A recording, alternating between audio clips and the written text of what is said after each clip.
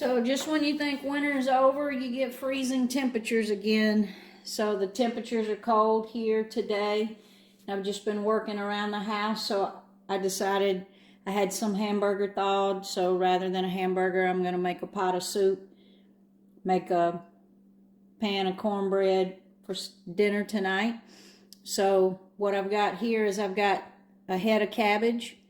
I've got some celery, onion, and carrots chopped, about 4 cloves of garlic, some mixed frozen vegetables, some various cans of tomatoes, some beef broth, and tomato paste. I've got my soup pot here heating up. So I'm going to put a little oil in the soup pot, and I'm going to go ahead and cook up my vegetables first. A little bit of oil. I've got 1½ onion. I've got 2 stalks of celery and about 3 small carrots.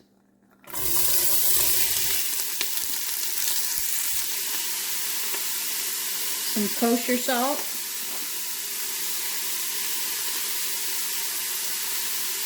Black pepper. And we're just going to sweat them down a little bit. I'm going to let these cook for about 4 minutes.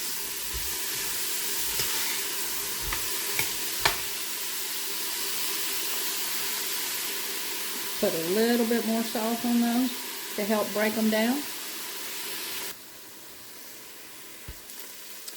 So you see our vegetables are starting to get translucent, and they're just beginning to get a little bit of color on them, so that's where I want them. I'm going to take them out of the pot now and get that skillet back really, really hot so that I can brown the ground beef. And I took those vegetables out because I don't want my meat to steam. I want to actually brown it. So I've got 2 pounds of ground beef here, and I'm just going into that pot now with all that beef.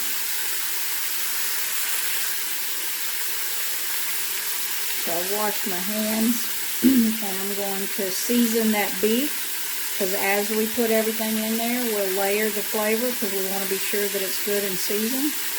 So I'm putting salt on that beef.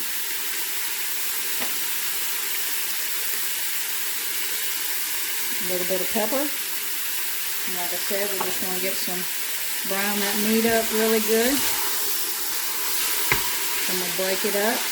This is going to make a really big pot of soup. We'll be able to eat on it a couple days and have some to put in the freezer. The soup is definitely better after you freeze it and thaw it out. The flavors just continue to get better in the freezer. So let's brown this up really good and we'll move on. So that ground beef, that was 2 pounds of ground beef, and it's browning up rather nicely. You see it didn't steam, it actually browned. I'm going to put some garlic in there. That's about 4 cloves of garlic. If you don't like that much garlic, you could definitely back off on it or admit it all together. But I like garlic, so that's about 4 cloves. We're going to brown that just a little bit longer, and then we're going to add some more things to the pot. So depending on how much fat was in your ground meat, you may want to strain it at this point or get some of that grease out, but this is a grass-fed ground beef, and so I think we're okay. I'm not going to strain it. I'm just going to start going in with the other ingredients now. So I'm going to go back in with those vegetables. And now I'm going to dump in my head of cabbage. Now this was a pretty big head of cabbage. That cabbage will start to cook down, and that cabbage is going to release a lot of moisture into our soup. So we're going to keep that in mind as we add the tomatoes to the pot. So we added the cabbage to the pot, so now we got to season the cabbage, because again we want to make sure everything gets seasoned. So I'm going to add some more salt here for that cabbage, a little more pepper. And I'm just going to let that cook down for a few minutes. So before I add any of the cans of tomatoes, I'm going to add about 2 tablespoons of tomato paste, just because I think that gives the soup much more flavor when you use some of that tomato paste. And I'm just going to stir that around in that pot with that meat and cabbage, and just let that tomato paste heat all the way through before we add any liquid to it. Again, just a little more depth of flavor. So while that's cooking away just a little bit, I've got 4 little bitty red potatoes here that I'm going to dice up to also add to the soup. So in we go with the potatoes. And of course, we're going to give them a little salt.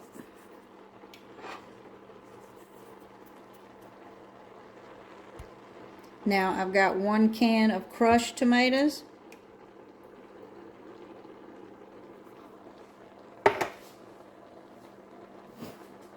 And a can of fire roasted diced tomatoes. Now there's no exact recipe here. You want to get it the consistency that you like for soup.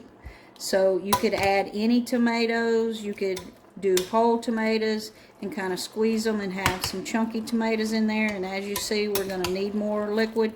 We're probably going to go in with another can of crushed tomatoes, but before that I'm going to add 2 cups of beef stock. And I put that stock in my tomato can to get all those tomatoey bits out of the can.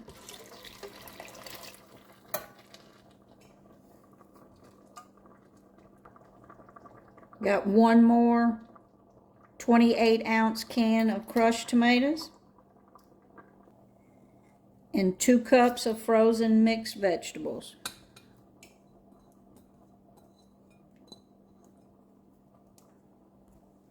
And yes, we're going to season those vegetables. Now that beef stock had a little bit of salt, so we're good there. A little bit of pepper, and as it gets halfway done, we'll probably start checking it for salt to see if we need to add any more. Now at this point, I'm just going to turn it down on low and let it go. Go about my day. And just let it simmer here on the stove till that cabbage is done and all those flavors have just melded together.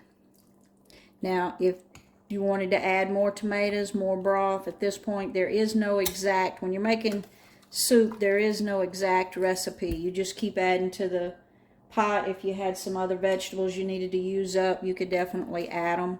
You can add broth or more tomatoes. It's just how you like it. That cabbage and those vegetables are going to release some moisture, so I'm going to let it go right here.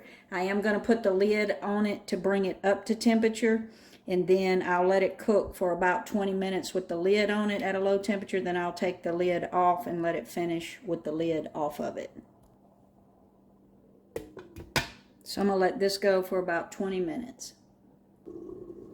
So that's been simmering away for about 20 minutes.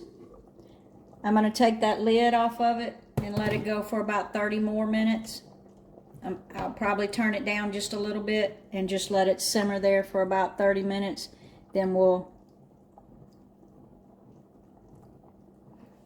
put some cornbread in the oven and we'll have dinner on the table.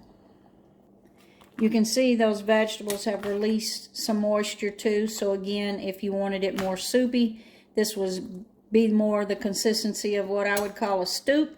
But again, it's just a matter of how soupy you want it. You could actually add some more tomatoes here or some more broth, but I think this is going to be perfect. I'm going to let it go for another 30 minutes and then we'll have dinner.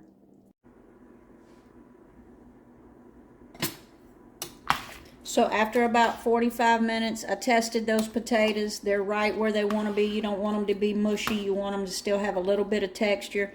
And as you can see, our soup has come together. It's nice and meaty, and it's full of vegetables. All that's left to do is pull the cornbread out of the oven. Hearty hamburger cabbage soup. Doesn't get much better than that. And there you have it, vegetable soup check out our cornbread recipe to pair it with. Enjoy.